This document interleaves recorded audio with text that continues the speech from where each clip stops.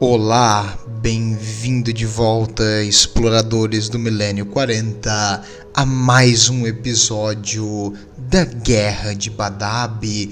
E hoje, assim como dito no título, o Anel de Aço do Tirano vai arder em chamas pelo ataque das forças aliadas que vão penetrar profundamente nas suas defesas.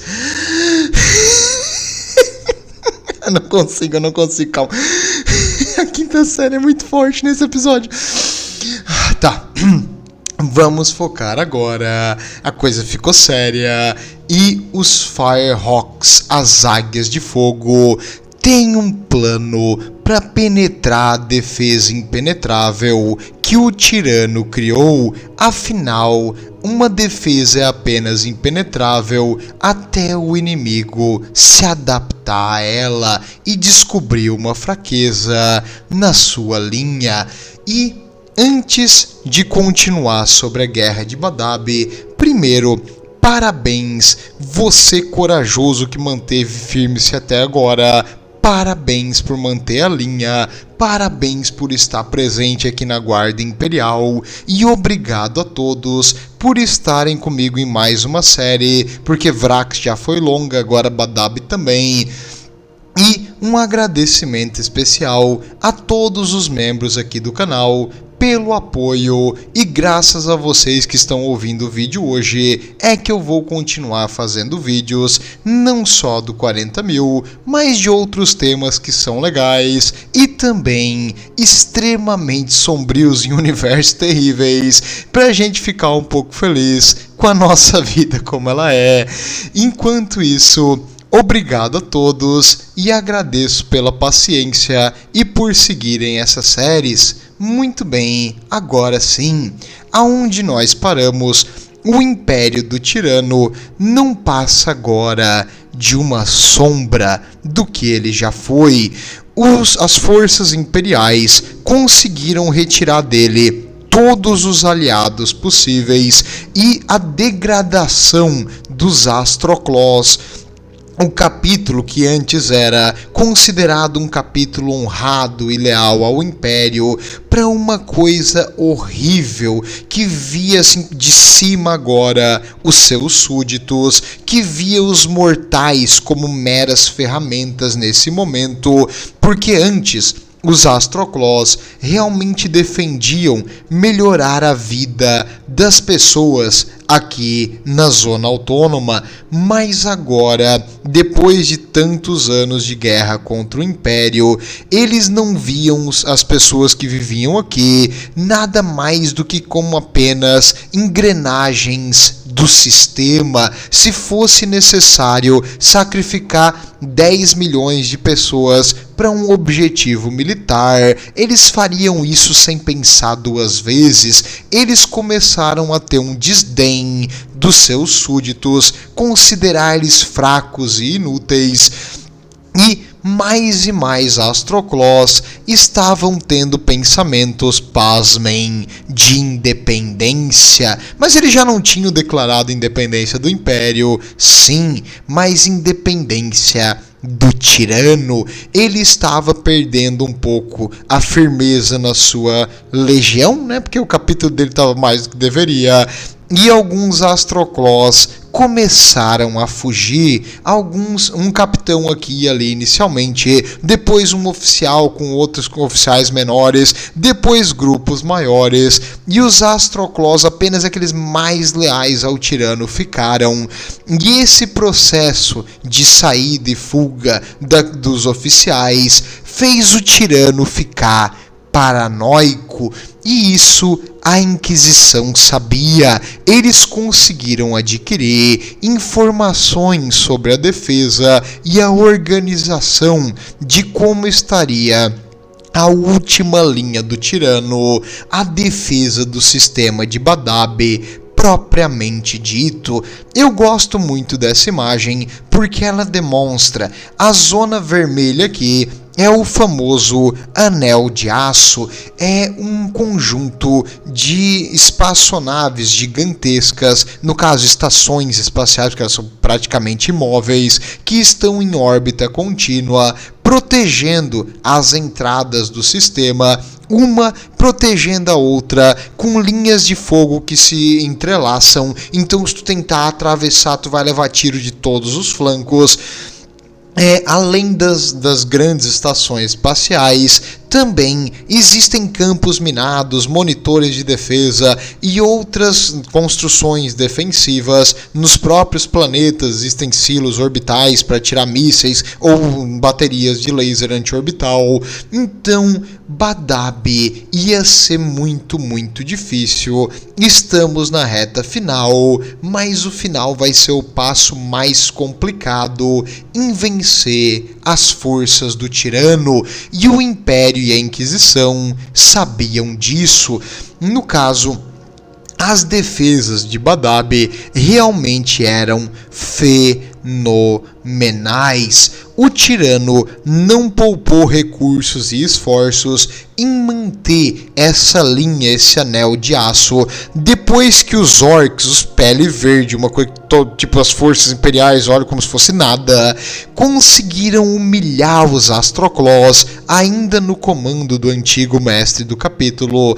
E o Lufthuron jurou que nunca mais um inimigo ia pisar em Badab, e assim ele construiu essas defesas orbitais fenomenais. Cada fortaleza espacial consegue segurar uma ou duas naves capitais, e mesmo que... porque assim, ó, tu vai destruir ela, beleza, e as outras que estão ao redor atirando em ti. Então tu vai ter que gastar uma quantidade absurda de recurso para quebrar uma delas sequer, e mesmo destruindo uma, tu não vai ter a certeza de que tu vai conseguir fazer uma linha para entrar no sistema, e se caso eles ainda tenham algum componente de marinha, eles vão conseguir fechar a brecha. E o pior, além do espaço estar ameaçado, também existe o perigo das minas. As minas espaciais no 40.000 existem vários tipos diferentes, mas quando ativadas, elas vão detectar a aproximação de naves inimigas, e elas vão tentar de forma magnética ser atraída para o casco da nave e explodir. Então, digamos, as naves imperiais não sabem aonde estão esses campos minados, e esses campos minados não estão parados, eles estão em contínua órbita, então eles estão girando, pode ser que eles te atinjam.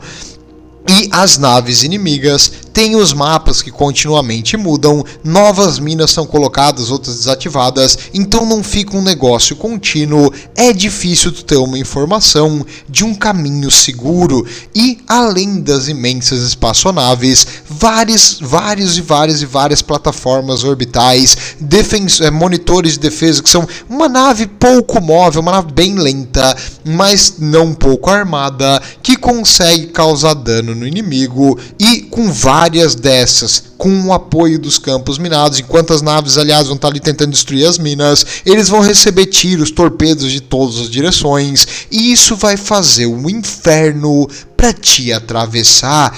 Iria necessitar de um imenso dispêndio de recursos da marinha, dos capítulos de super soldados, para quebrar isso aqui. E para piorar a situação, o comando das forças aliadas estava dividido.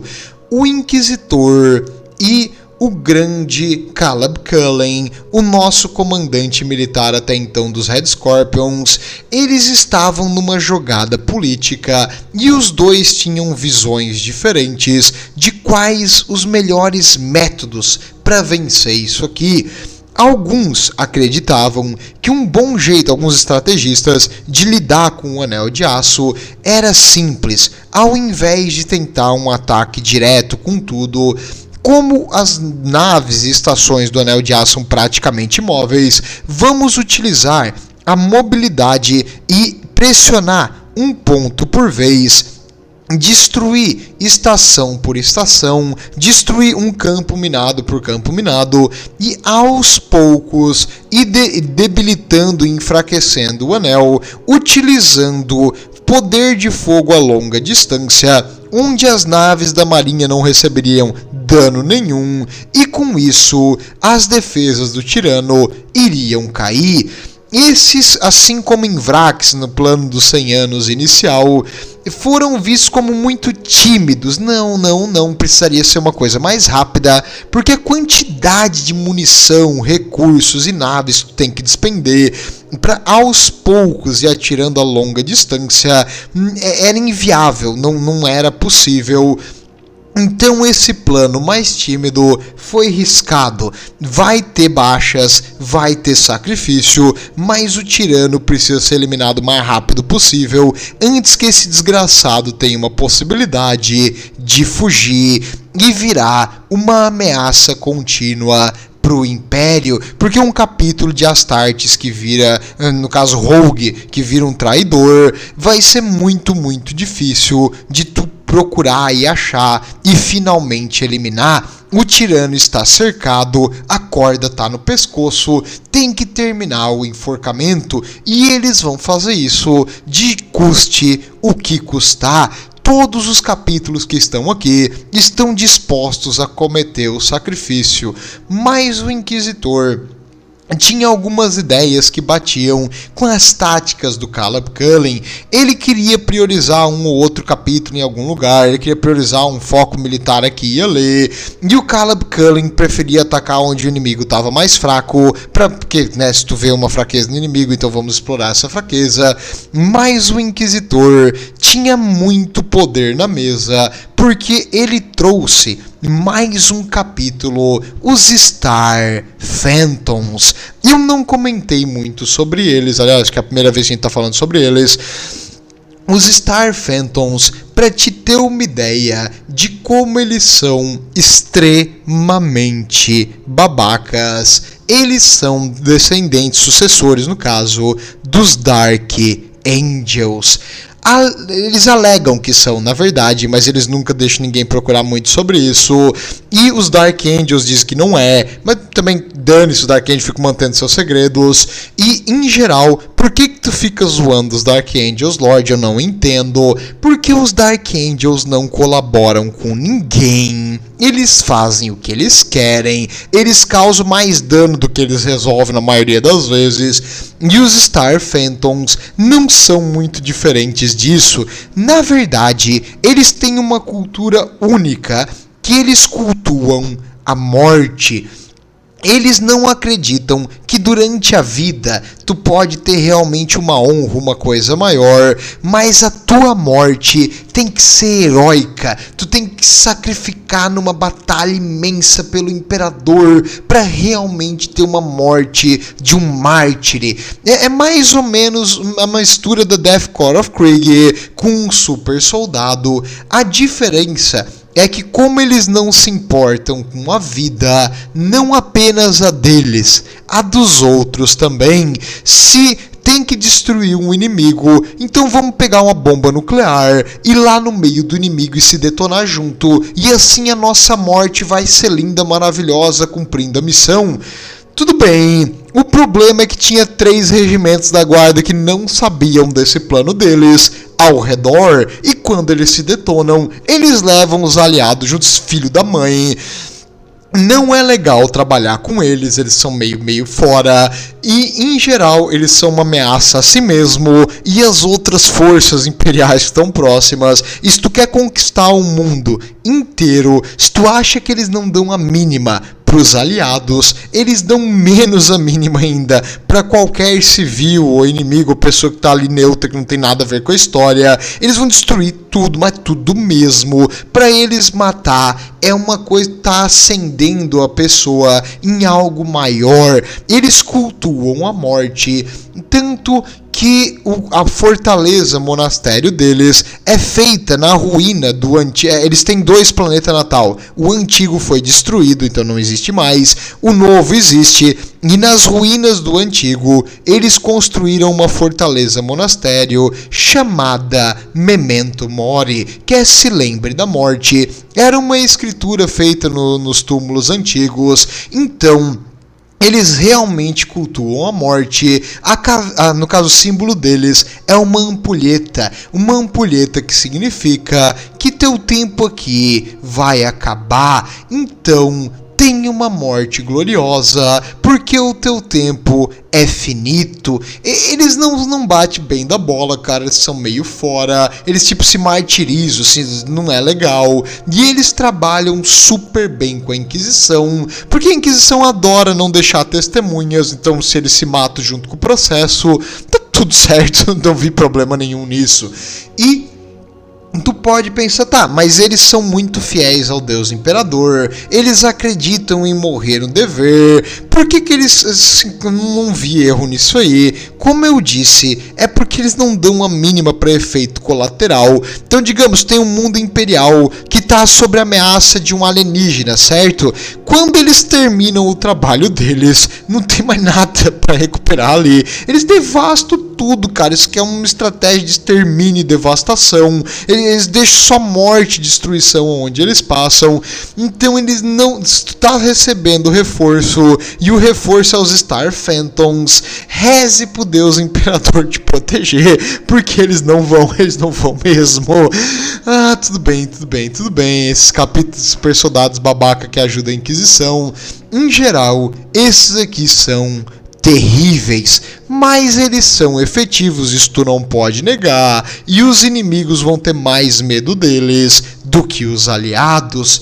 E o Inquisitor teve bem mais peso na balança de poder, porque ele também conseguiu o apoio dos magos mecânicos de Angstrom e as suas forças e a sua frota pessoal, e principalmente a Legio Crucius. Primeiro eu queria dizer que cor bonita que tem a Legio Crucius, é um preto e branco, isso dá um contraste na armadura incrível. Olha só, até trouxe uns modelos, mas acho que não ficou bom a foto.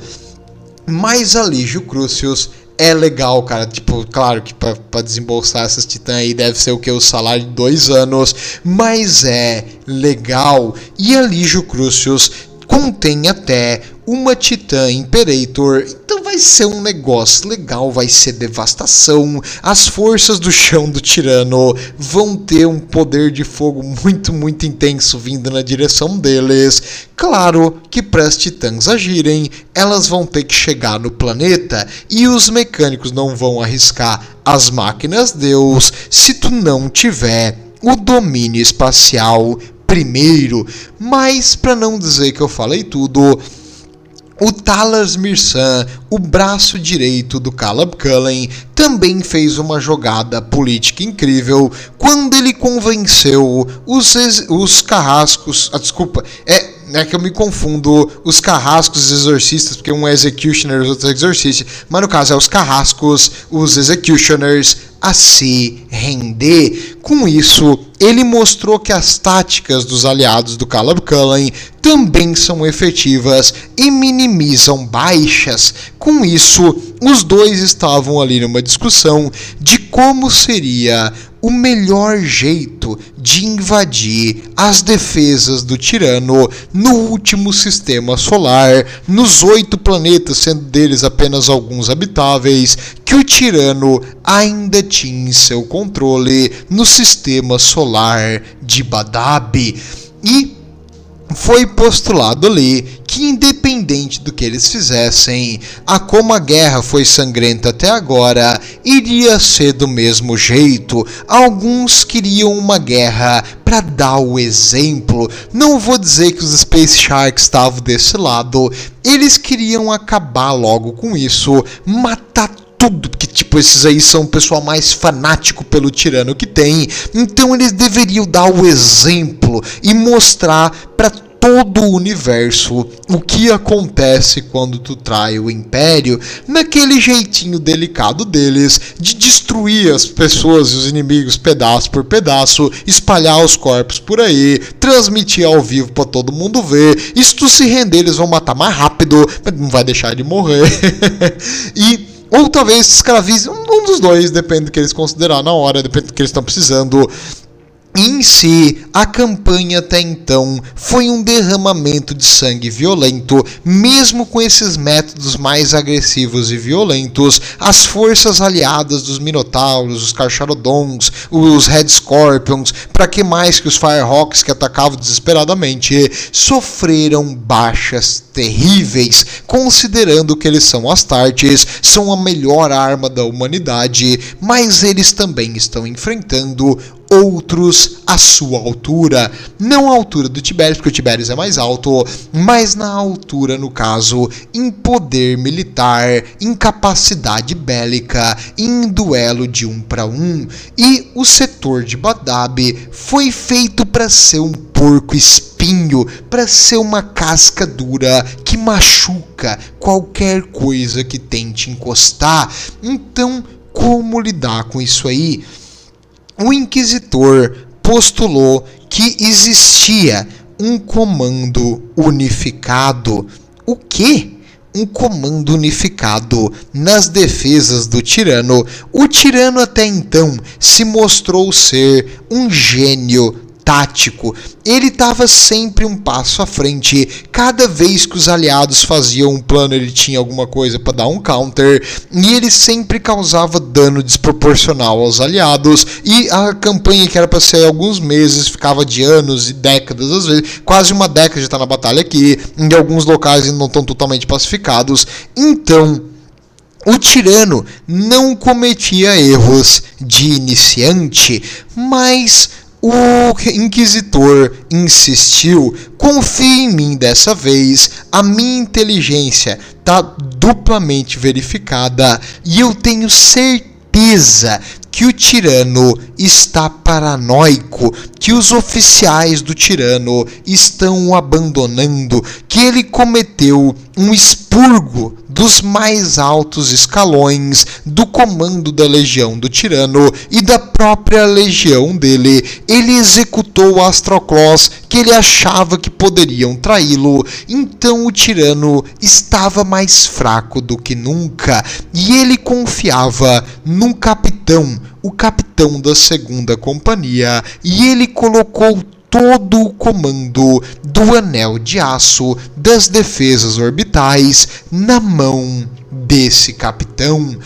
Quando o Inquisitor falou isso, todo mundo se olhou e disse: não pode ser. Se ele botou tudo no comando de uma pessoa só, a gente vai matar esse cara e o Anel de Aço vai cair. Não faz sentido nenhum. O tirano não ia cometer esse erro. Todo mundo, especialmente o Caleb Cullen, que já tinha caído nesse negócio que a Inquisição da inteligência deles ele não está funcionando, que várias e várias vezes eles caíram em armadilha por causa disso aí. Mas o Inquisitor jurava de pé junto que era 100% infalível esse novo plano. E o Stibor Lazarek, de todas as pessoas até então, o Stibor Lazarek, não sei se você lembra dele, o mestre do capítulo dos Firehawks, das Águias de Fogo, esse capítulo que iniciou tudo isso aqui, levantou da mesa, chegou do lado do Inquisitor e falou: eu irei, eu me voluntario para abrir e alargar o Anel de Aço para as outras forças penetrarem atrás. O Inquisitor teve que dar uma segurada naquela 5ª série que ele estava se afinando, porque o Stibor Lazarek sabe que ele é, assim, tem um pezinho no Fulgrim. Então imagino que ele deve ter falado assim: eu irei, e o Anel de Aço eu vou destruir. Não se preocupe, Inquisitor, Eu tenho experiência no assunto e eu puxarei a linha e o Anel de Aço será devastado. Porque eu imagino que ele fala com a voz do Detonator, que é o cantor do Massacration. Então, imagino que o Inquisitor deve ter se afinado, mas não pode rir na cara dele. Então o Inquisitor devia estar rezando ali pelo Deus Imperador para segurar a risada. Em geral, iria ser um ataque na cabeça da defesa centralizada, nesse erro tático, porque graças à paranoia do Lufthuron, todo o comando estava na mão de um elo que poderia ser cortado, e se a cabeça cair, o corpo também. Assim, a informação era que numa daquelas estações orbitais de defesa, ao redor de um planeta que é o chamado Badab 6, esse planeta Badab 6 não é habitado e existe uma estação espacial chamada Estação Sigma. Essa estação é uma fortaleza incrível, armada com centenas e centenas de Point Defense. O que é Point Defense? É defesa próxima. É uma defesa, digamos, tu lança um torpedo, ele detecta que o torpedo tá vindo e ele vai atirar naquele torpedo para destruir ele no ar. Tu manda um bombardeio, várias armas tentam destruir aquele bombardeio no caminho. São armas pequenas de laser, de flak, de explosão, que vão tentar destruir qualquer coisa que se aproxime da estação. Além dessas armas de curta distância, também existem macrocannons, canhões enormes, além de baterias de longa distância e torpedos que a estação consegue jogar. No caso, a fraqueza da estação é que ela é praticamente imóvel, então ela vai conseguir se mexer muito, muito pouco, apenas para corrigir a órbita ao redor do planeta, e ela não vai conseguir desviar. Para isso, ela depende dessas armas na superfície. E a estação em si é protegida por campos minados, por outras estações, então vai ser difícil tu quebrar isso aqui. Se tu tentar um ataque direto, tu vai levar tiro de todas as direções, tu vai cair em campos minados, tu vai levar torpedos, baterias de lance, e quando tu finalmente chegar, provavelmente tu não vai ter mais uma armada para lutar contra essa estação. E o comandante do da segunda companhia é o Corian Sumatris. Até gostaria de fazer um adendo no último vídeo dos Exorcistas. Às vezes eu confundo capítulo e companhia. Algumas vezes eu quis dizer companhia, outras vezes eu quis dizer capítulo. Obrigado ao ouvinte batata aqui do canal por ter me corrigido nisso aí. Eu às vezes não percebo que eu falo rápido e quando a palavra começa com a mesma letra, ela confunde no meu cérebro. É assim que funciona. Desculpa, não sei porquê, mas meu cérebro funciona de jeito diferente. E no caso, o Corian Sumatris era o capitão que liderava todo o comando do Anel de Aço. Pera aí, Maurício, me explica isso aí, Lorde. O que tá acontecendo? O tirano era um gênio. Por que ele deixou toda a defesa dele em uma estação apenas? No caso, isso aqui acaba toda a coordenação entre as linhas de fogo cruzado, entre cada estação, se vai. Isso é um erro de iniciante, isso é um erro de uma criança. Por quê? Porque o tirano, ele estava completamente insano. Ele não confiava mais em quase ninguém, e os poucos que ele confiava, ele elevou a poderes imensos. E o Corian Sumatris era um grandíssimo Cremaster. Para quem não sabe, Cremaster é o músculo do saco. Então ele era um enorme puxa-saco, que ele faz a dilatação conforme o calor e ele contrai conforme o frio. Então é o famoso músculo que puxa o saco. E o Corian Sumatris, ele era o comandante aqui, não por competência, não por ser diferenciado, mas sim por ser confiável ao tirano, e pela sua fé cega no tirano, ele estava agora no pior serviço possível. Já me disseram aqui no canal e perguntaram por que os Astarte, esses super soldados incrivelmente inteligentes, não comandam tropas humanas. Porque não dá certo. Já foi tentado, não funciona.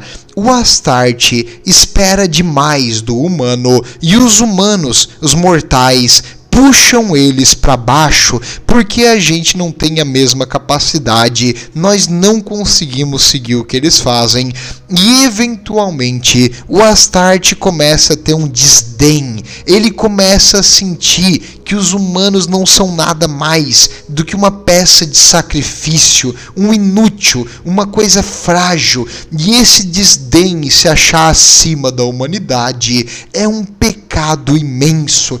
O Astarte é um ser humano melhorado, mas ele nunca pode esquecer e abandonar a sua humanidade.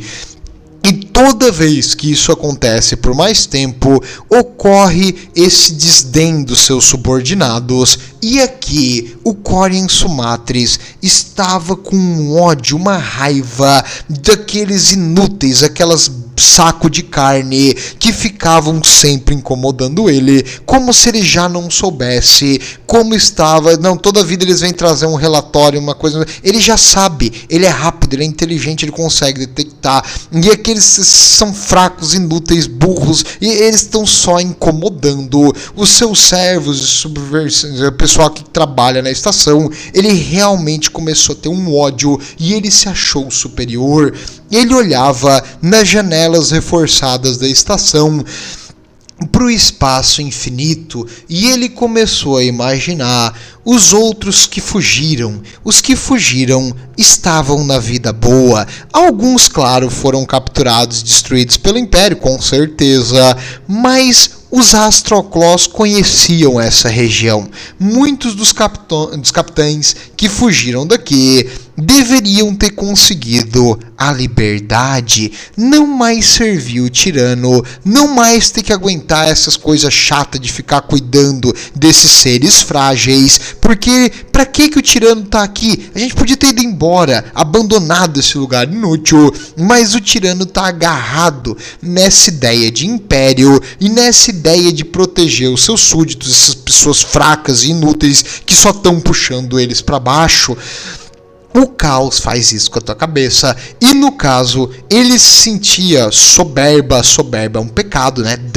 E ele estava se achando o máximo. E ele queria sair dali. Ele queria governar uma vida de pilhagem, aonde eles tomariam o que qualquer coisa dos fracos, desse império decadente. Eles seriam piratas, eles viveriam livres e os fortes têm o direito de tomar o que é dos fracos.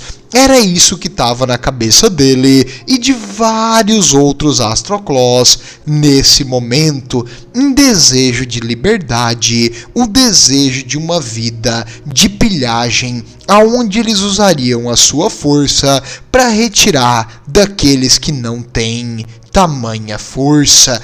Mas isso era um sonho distante. Eram dias e dias, semanas após semanas de trabalho monótono, verificando e cuidando e monitorando e transferindo os campos minerais, e aquela encheção de saco do trabalho burocrático que ele estava na estação Sigma. E quanto aos Astroclós em si, ele tinha a seu comando a segunda companhia. Como a segunda companhia era próxima também do tirano, eles tinham um equipamento diferenciado e eles estavam prontos para fazer uma defesa rápida caso uma ameaça viesse. Se caso naves da marinha e naves dos super soldados inimigos atacassem, a segunda companhia iria ser uma força de contra-ataque. Aonde a linha parecia estar fraca, eles deveriam reforçar, e boa parte da segunda companhia estava junto com ele aqui na estação Sigma. Também imagino extremamente entediados, porque eles queriam estar na ação e fazer alguma coisa.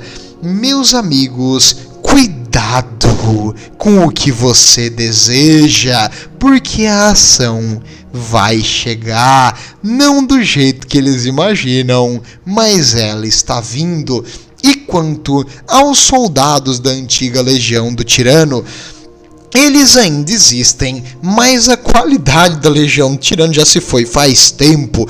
Nos planetas habitáveis aqui na região de Badab, existia um número aumentado de recrutas, porque qualquer um agora que pudesse usar uma arma ia entrar, e eles estavam ali mais como um verdadeiro escudo de carne, para caso o inimigo atacasse, tu torcesse que a munição deles ia acabar nesses caras antes de chegar no que realmente importa, que é os Astroclaws em si. Antes, os Astroclaws, quando eles ainda tinham um pingo de honra, eles viam a Legião do Tirano como humanos que estão lutando junto a eles, não irmãos de batalha, mas não como iguais, mas aliados importantes e valiosos. Agora eles veem eles como nada mais do que um recurso para jogar no inimigo, literalmente um saco de carne para absorver uma bala. Então, as forças aqui estavam incrivelmente desmoralizadas, subtreinadas, subequipadas, realmente uma sombra do que a Legião do Tirano já foi. E no ano de 913 do milênio 41, naquela estação Sigma onde nada acontecia, o comandante Corin foi chamado. Cara, ele já deve ter levantado puto, porque pra quê? Deve ser uma coisa idiota, deve ser esses inúteis me chamando de novo pra uma coisa ínfima que eu não precisava ter feito. Podia ser um e-mail, isso aí, se podia ser um e-mail, por que tu me chamou aqui? Ele então levantou, porque não podia ser um e-mail, juraram que não podia ser um e-mail, então ele vai lá ver o que é. Aí ele foi até a ponte, onde ele verificou os sensores. Uma armada, mas uma armada gigantesca das forças aliadas estava vindo. Aqueles dias de tédio acabaram. Finalmente é hora da luta.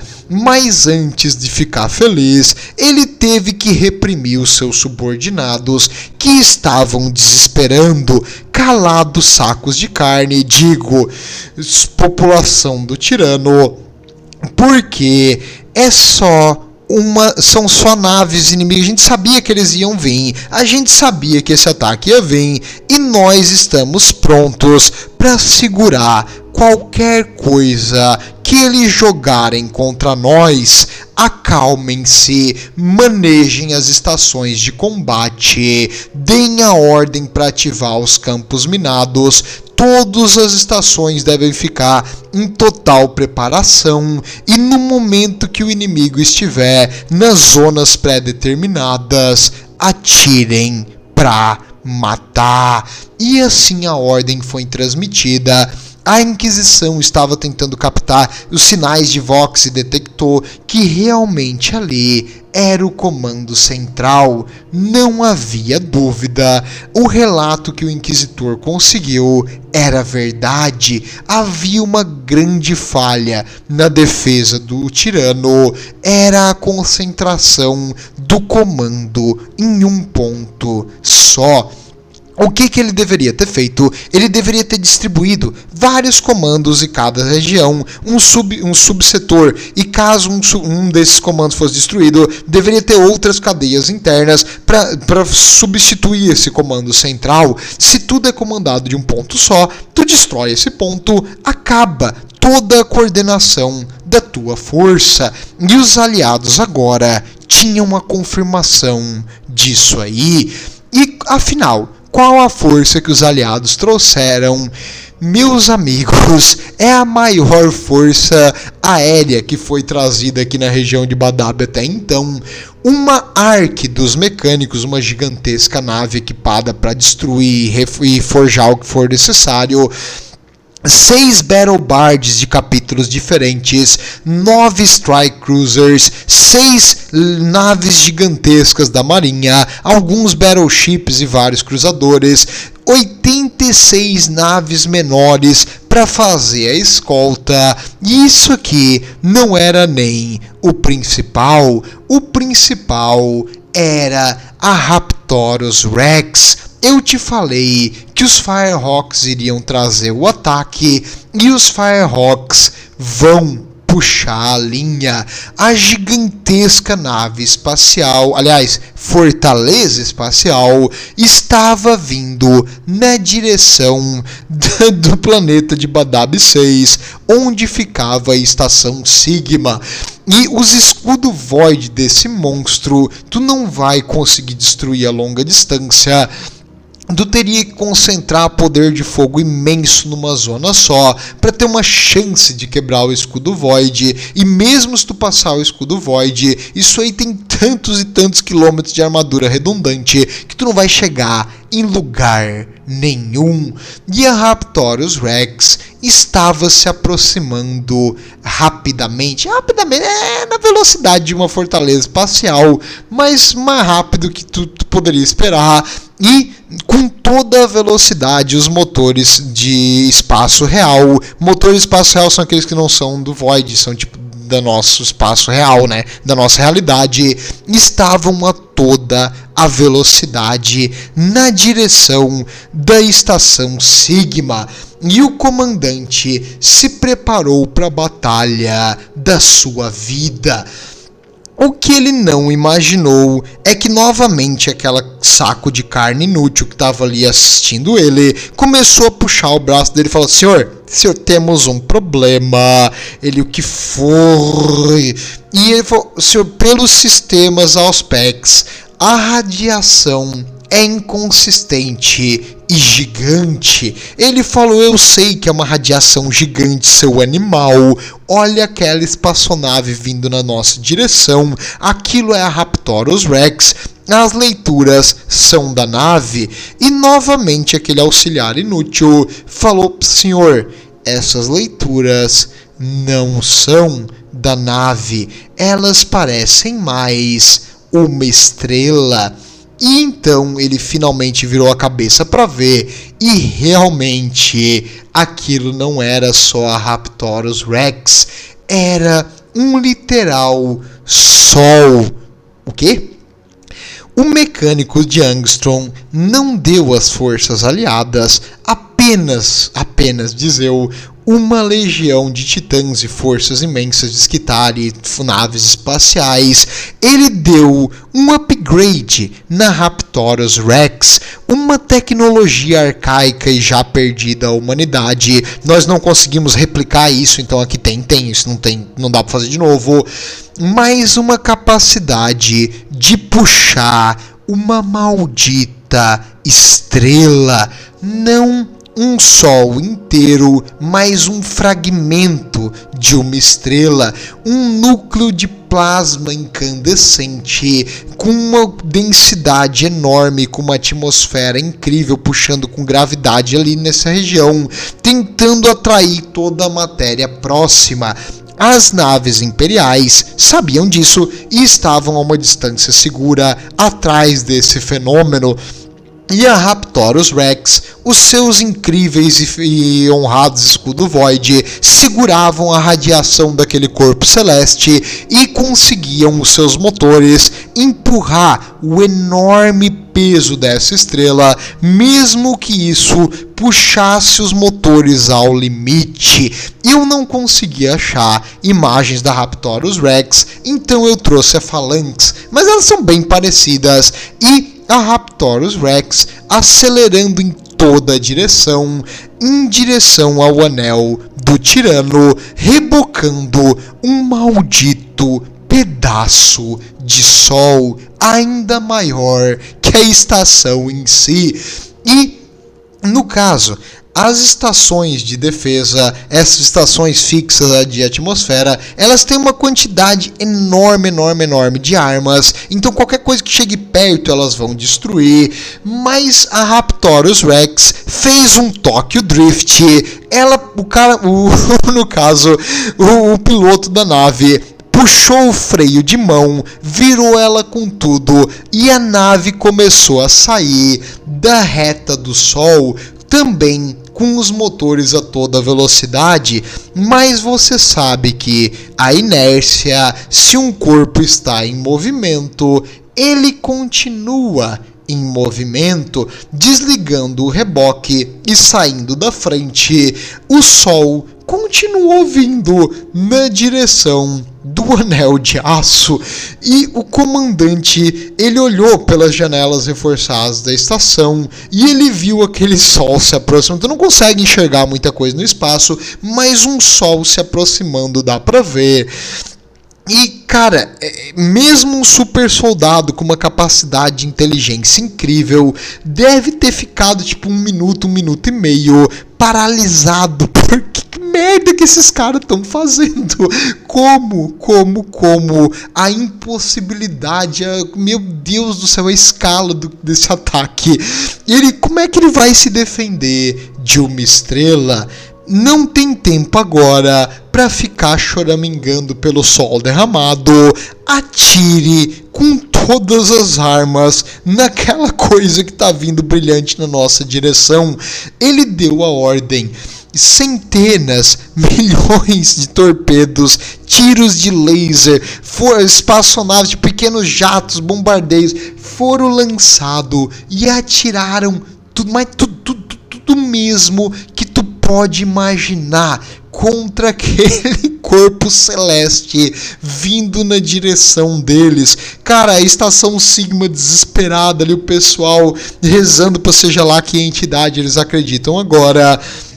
Os campos minados foram sugados para dentro da estrela, destruídos pelo calor do Sol, quilômetros longe da sua superfície. Então as explosões, os torpedos destruídos, o laser não conseguia penetrar nem a coroa do Sol. E ele continuava vindo em alta velocidade, na direção de uma estação que não tinha como mudar o seu posicionamento a uma velocidade suficiente para evitar o choque. Tudo que podia ser atirado e jogado contra aquilo lá foi. E, cara, quando eu digo as armas do 40.000 são incríveis, todos os canhões macro, todos os tiros de lance de longa distância, outras naves mais lentas como os monitores de defesa, as naves que estavam ali reforçando o anel, vieram todas para cá e atiraram nesse sol desesperadamente. Quando o Sol ficou numa distância média para próxima, finalmente esse imenso volume de tiros começou a fazer efeito. Alguns tiros de laser começaram a penetrar e atingir a parte mais interna do fenômeno celeste, e eles começaram a causar uma instabilidade. Quanto mais e mais tiros vinham para cá, mais aquela estrela estava ficando instável. Então continue atirando, tá dando certo. É impressionante a tonelada de munição e tiros e energia que foi jogado contra aquilo ali, mas incrivelmente, quando ele já estava começando a sentir o calorzinho do sol se aproximando, o fenômeno ficou totalmente instável e explodiu. Uma imensa onda de choque, de calor e radiação derreteu e destruiu boa parte das naves pequenas, boa parte dos campos minados, boa parte dos torpedos que ainda estavam em ar. Cara, mesmo naves maiores tiveram a sua armadura externa varrida, derretida e arrancada pelo choque disso aí se expandindo. Outras defesas simplesmente derreteram. Então os canhões externos simplesmente foram derretidos pelo calor. Tu não conseguiria mais usar. os escudos Void começaram a falhar um atrás do outro, reatores entraram em combustão, incêndios começaram a acontecer dentro das naves e dentro das defesas ali do Anel de Aço. E quanto à frota aliada sabia que isso ia acontecer e eles estavam atrás de escudos protetores e a uma distância segura, os escudos protetores que os mecânicos forneceram a eles. Então, agora que a explosão passou, existiu uma abertura e essa abertura vai ser explorada. A frota aliada avançou com tudo, sabendo que ele não ia ter minas nenhuma nessa região, que as forças do tirano ali estavam em choque pelo que aconteceu, as armas mais pesadas deles tinham sido inutilizadas, as armas de defesa de ponto, assim, de curta distância, muitas simplesmente foram completamente inutilizadas, os sistemas de detecção de Auspex, qualquer antena que tinha em cima foi arrancada, então torpedos começaram a bombardear as estações de defesa. Assim, imagina tu tá ali numa estação de defesa, tu não enxerga mais nada, as telas, os sensores não estão funcionando depois dessa onda, e agora tu começa a ser atingido por tiros de longa distância de lance e torpedo. Tu estava antes atirando na estrela, agora estão sendo jogadas contra você. E a estação Sigma, o comandante deu a ordem, porque eles sobreviveram, para os Astroclaws da segunda companhia se preparar para a invasão, porque ele percebeu que se eles estavam vindo para ele, é porque eles sabiam que o comando estava ali, e a presunção dele estava certa. Naves de invasão e torpedos de invasão foram lançados contra a estação Sigma. Pouco tempo depois que a onda de choque passou, vários contatos começaram a ser detectados dentro da estação.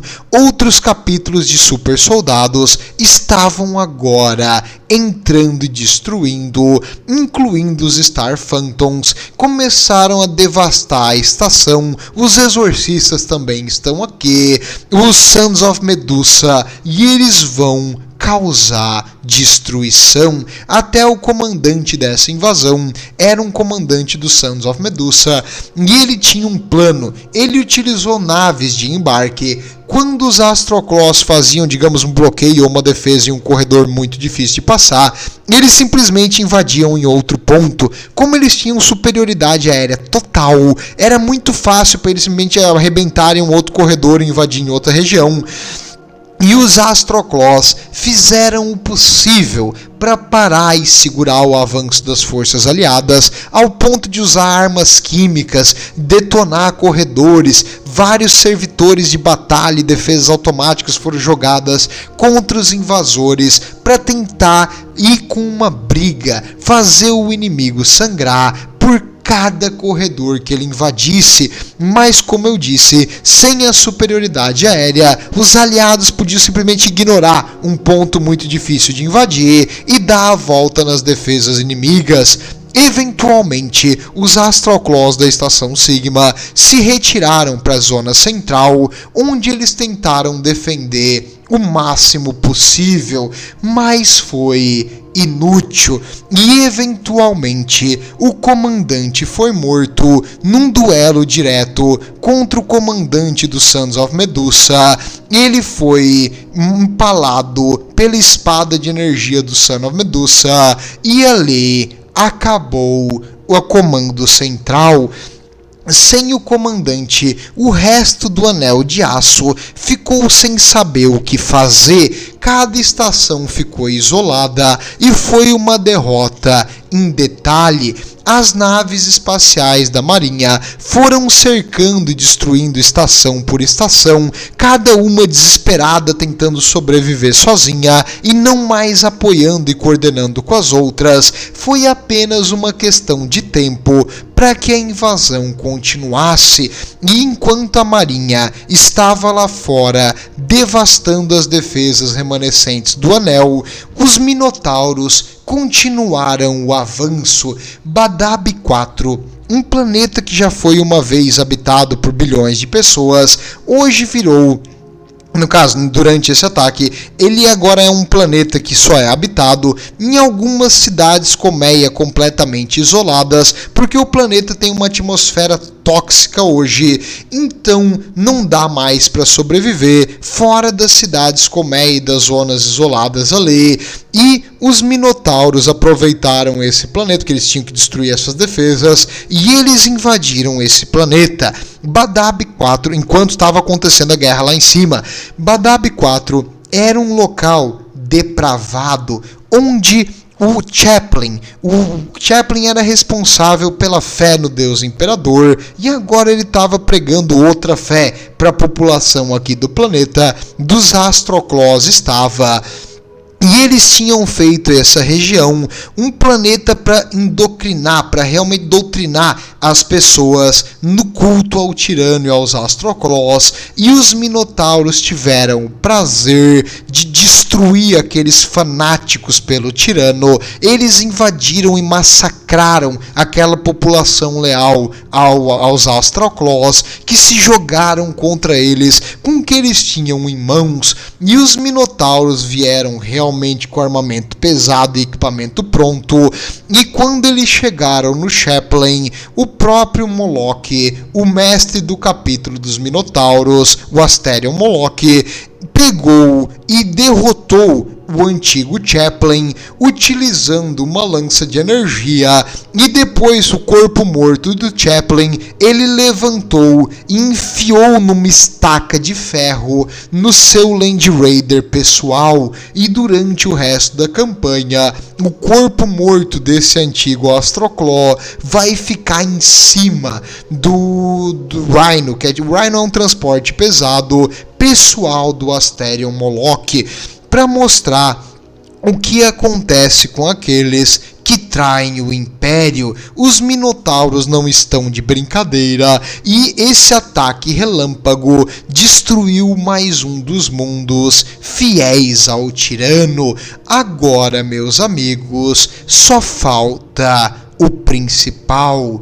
O principal é Badabs Primaris, o local onde o tirano fez o seu centro de poder, o seu palácio chamado Palácio de Espinhos, e onde as forças mais leais ao tirano se concentram. No próximo episódio, nós vamos ver o ataque final da Guerra de Badab, a destruição e a invasão de Badab Primaris. Vejo vocês por lá, e o Imperador protege.